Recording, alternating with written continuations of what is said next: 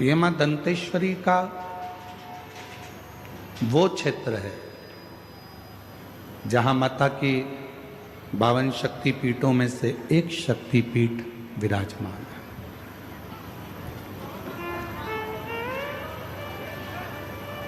और आप सब जितने भी कथा को श्रवण करने के लिए बैठे हो, आप अपने आप को गौरवान्वित समझा करो।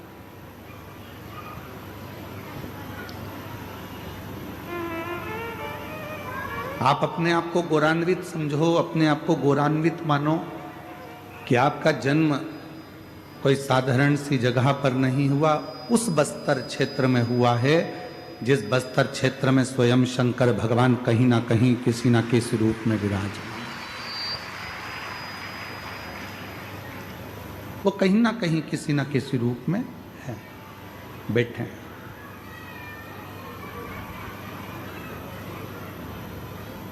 कोई उनको बूढ़ा देव महादेव कहता है, कोई उनको पाट देव कहता है, कोई उनको आगादेव कहता है। जिसकी जो मर्जी हो, जिसका जो भाव हो, उस भाव से शिव को लोग पूछते हैं। शायद दुनिया में 2 पवित्र नदियां ऐसी हैं जिन नदियों के जल से शंकर भगवान का शिवलिंग प्रकट होता है।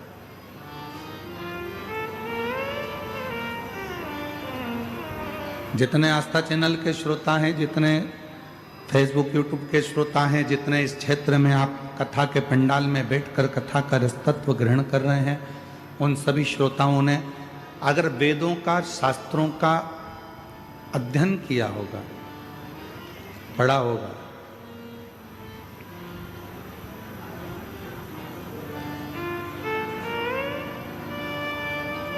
भारत की भूमि की वो 2 पवित्र नदियां जिन नदियों का जल से शंकर का शिवलिंग प्रकट होता है, एक मां नर्मदा और एक मां इंद्राणी, जो आपके बस्तर क्षेत्र में ही बहकर निकलती है। ऐसी पवित्र नदी इंद्राणी जिनके जल से स्वयं शंकर भगवान का शिवलिंग प्रकट होता, स्वयं शिव।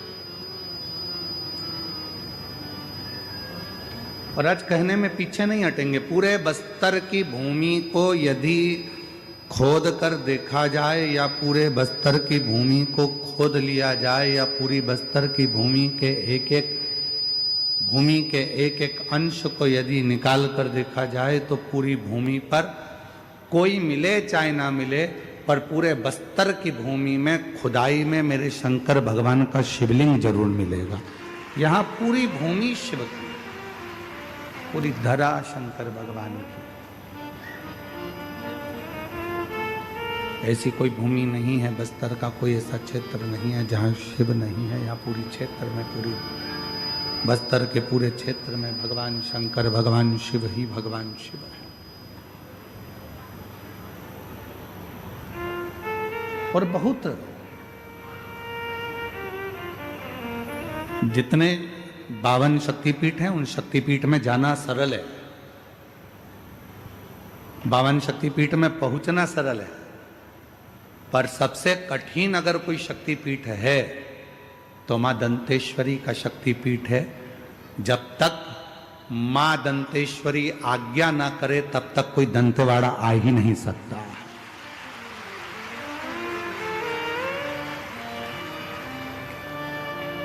तो मेरा तिवारी परिवार से निवेदन है, अभी आप सोचना छोड़ देना कि कथा आप करा रहे हो।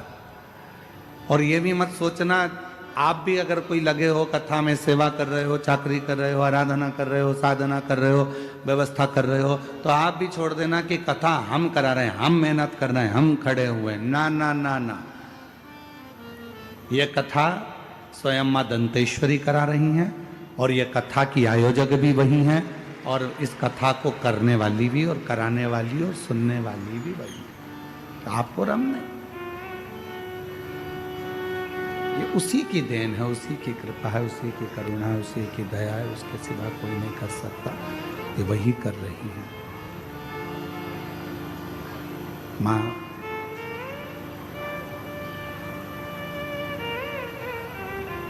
इंद्रावती एक ऐसी नदी है बस्तर क्षेत्र में,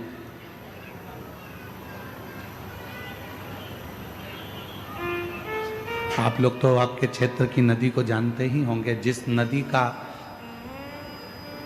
जल पत्थर को भी शिवलिंग बना देता है, इंद्रावती। ये कोई शिव महापुराण की कथा कोई साधारण सी पुस्तक या साधारण सी कथा नहीं है जिसको आपने और हमने श्रवण कर लिया और अपना बस थोड़ा सा श्रवण करा, इस कान से सुना, इस कान से निकाल दिया, बचा कुचा था तो कपड़े में से झटकार कर कह दिया कि हम तो सुनकर आ गए। ये वो कथा नहीं, इसको वो कथा नहीं कह सकते। भगवान शंकर की ये वो पवित्र कथा, भगवान शिव की ये वो पवित्र शिव महापुराण की कथा है।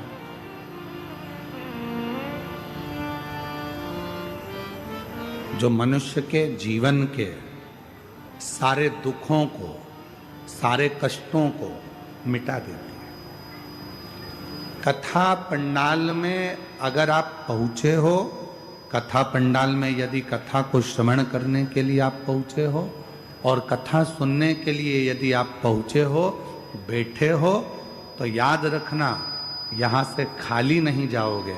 भगवान देव अधिदेव महादेव आपकी झोली में कुछ ना कुछ देकर जरूर देंगे।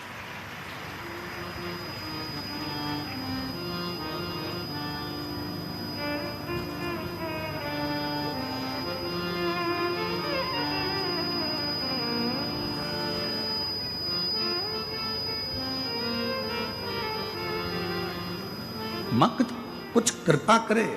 और ये जो धरा है दंतेश्वरी माता की जो भूमि है, यहाँ शिव और शक्ति दोनों है और दोनों से ही हमको लेकर जाना। 7 दिन की शिव महापुराण की कथा आज प्रारंभ हो रही है। 7 तारीख से 13 तारीख तक ये कथा चलेगी। 2 बजे से 5 बजे तक इस कथा का क्रम रहेगा। आरती हो तब तक बैठना है।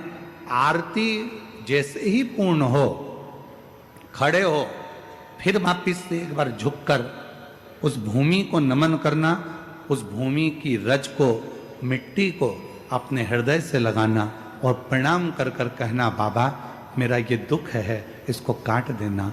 हे माँ दंतेश्वरी, तेरी कृपा से आज भोले बाबा की ये पवित्र कथा यहाँ आई है। हे शिव शक्ति, हमारी तकलीफों को मिटा दे। उससे विनय कर कर जा। क्या देगा, कैसे देगा, कब देगा, क्या करुणा करेगा, ये उसके ऊपर निर्भर करता है। पर इतना विश्वास से जरूर कहते हैं कि 3 महीने के अंदर मेरा बाबा जो दिल से पंडाल के अंदर बैठकर कथा श्रवण कर लेता है, उसकी झोली भरता जरूर है, खाली नहीं है। ये निश्चय।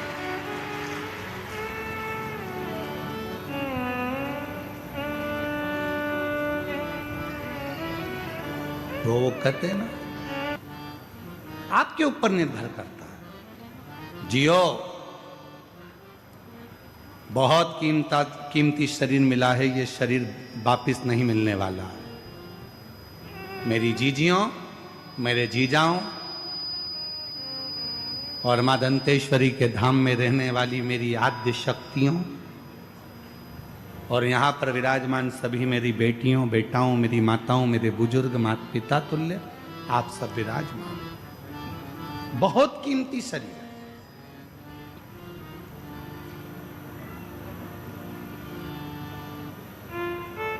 अब इस मन को आप चाहे भजन में लगा दो, चाहे आप भोजन में लगा दो। कितनी संपत्ति आपके पास में है वो मायने नहीं रखती है, वो जरूरी नहीं है।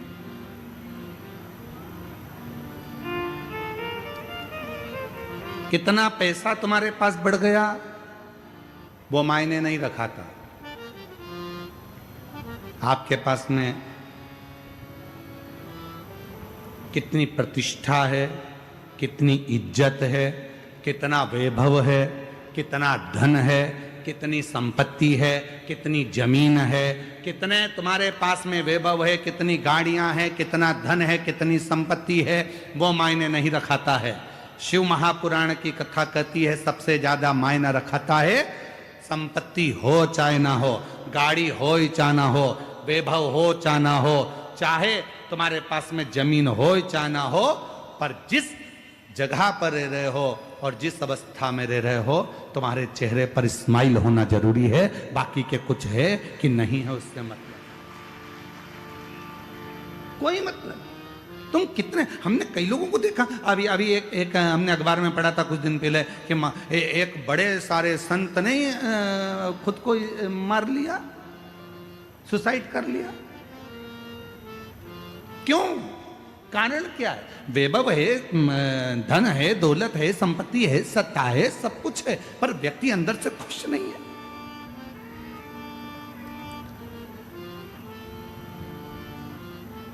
अभी शादियों का सीजन चल रहा है, पूरे देश में शादियां हो रही हैं। हमें उम्मीद है कि तुम्हारे छत्तीसगढ़ में भी खूब शादियां हो रही होंगी, शादी के गार्डन फुल चल रहे होंगे। बोलो तो सही है कि गलत है? अरे जम के तो बोलो।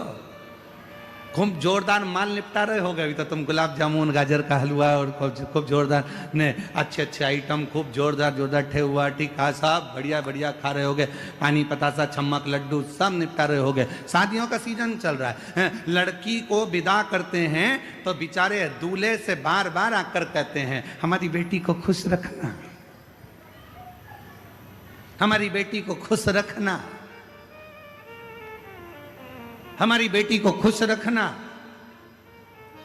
फिर बच्चा भी हो जाए तो लोग कहने लगते हैं बेटी और बच्चे को खुश रखना, बेटी को खुश रखना। पूरे शादी में एक ऐसा नहीं मिला जो दूल्हे से जाकर कह दे भैया अब तुम्हारी शादी हो रही है, थोड़े खुश रह लेना, थोड़े से खुश रह, तुम्हारी शादी हो रही है, अब तुम्हारे चेहरे पर खुशी होना चाहिए। क्यों? पत्नी को जब खुश रख सकते हो जब तुम खुश रहोगे, बच्चों को तब खुश रख सकते हो जब तुम खुश रहोगे, और माता पिता को जब खुश रख सकते हो जब तुम खुश होगे। मालूम पड़े खुद का मुंह भगोने जैसा हो गया, शादी के बाद ऐसे हो गए जैसे बिना मांजा हुआ तवा। कितनी मांज लो उसको हमेशा काला की काला ही रहता है। उसी तरह कितना भी शादी के बाद व्यक्ति को हंसाने का प्रयास कर लो, कितनी भी खुशी मिल जाए, पर वो बेचारा ऐसा रहता है जैसे। खुश रहो, मस्त जिंदगी जियो, दोबारा नहीं मिलना है। बड़ी मुश्किल से शिव महापुराण की कथा चलकर दंतेवाड़ा में आई है, बड़ी मुश्किल से चलकर मां दंतेश्वरी की कृपा से ये शिव महापुराण की कथा यहां तक पहुंची है। दोबारा नहीं होना है। मां दंतेश्वरी की कृपा से मिली है तो उसको स्वीकार कर कर अपनी जिंदगी को सार्थक बना लो। ये जीवन हमें गए थे, आज पहले दिन की कथा थी, तुम लोग गए थे कथा में, क्या मिला? खूब आनंद मिला जी, खूब आनंद। और हमने सुना है कि बाबा सुनता है, हाँ हमने भी सुना है सुनता है, पर 7 दिन की कथा में जब हम बैठेंगे, श्रवण करेंगे, झोली पसार कर जब बाबा से अपने दिल की बात कहेंगे, तो मैंने सुना है 3 महीने में पूर्ण कर देता है, वो झोली जरूर भर देता है, वो भरेगा जरूर, उसका इंतजार करेगा। जब आनंद की अनुभूति होगी, हमें भीतर से आनंद ही ना आवे तो हम काय की जिंदगी जी रहा।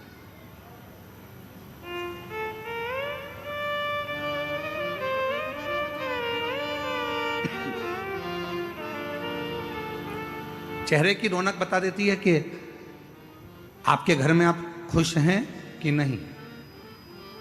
आपके घर का भोजन बता देता है कि आपके घर में प्रसन्नता कितनी है। आपके घर के बोलने का तरीका बता देता है कि आपके घर में आनंद कितना है, प्रसन्नता कितनी, आनंद कितना है, खुशी कितनी है, ये बता देता है। महाराज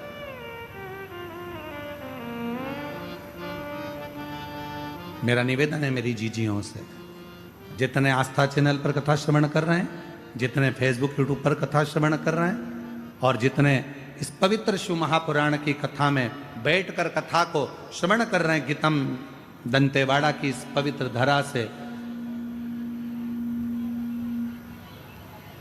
गीतम दंतेवाड़ा की पवित्र धरा से उन सभी से निवेदन करूं, अपने घर के लोगों को कहना चालू कर दो, अपने घर के रहने वालों से एक बात कहना चालू कर दो कि हमारे यहाँ धन आए ना आए, हमारे यहाँ वैभव आए ना आए, हमारे यहाँ सत्ता बढ़े ना बढ़े, हमारे यहाँ जमीन बढ़े ना बढ़े, पर हमारे घर में खुशियाँ बढ़ना चाहिए, प्रसन्नता बढ़ना चाहिए और हमारे जीवन का आनंद बढ़ना चाहिए।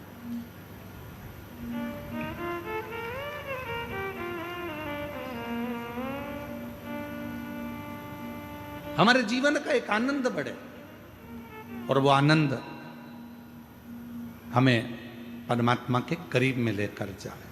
फिर निवेदन है, कितनी संपत्ति बढ़ रही है ना बढ़ रही उससे मतलब नहीं, तुम्हारे चेहरे पर खुशी बढ़ रही कि नहीं बढ़ रही, प्रसन्नता बढ़ रही कि नहीं बढ़ रही, वो जरूर।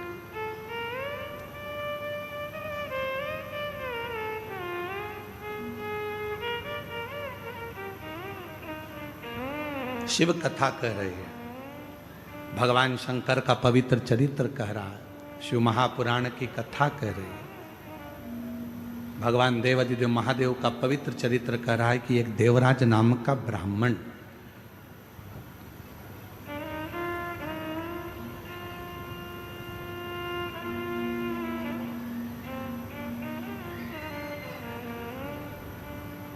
और वो देवराज नाम का ब्राह्मण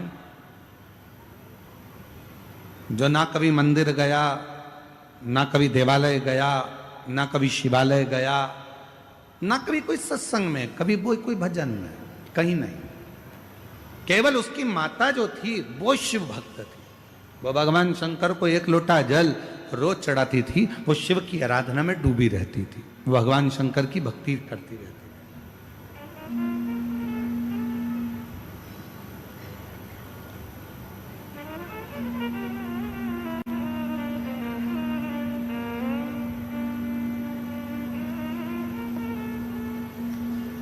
भगवान देवादिदेव महादेव की आराधना में वो लगी रहती थी। देवराज नामक का ब्राह्मण जिसका परिवार अच्छा था, घर में सब कुछ था, पत्नी भी अच्छी थी, बच्चे भी अच्छे थे, सारा परिवार ठीक था, बस एक काम गलत कर बैठा, एक पर स्त्री के संपर्क में आ गया। और हमने पहले भी कथा में काज फिर कहते हैं, पराई नारी और पराया धन जिंदगी को बर्बाद कर देता है।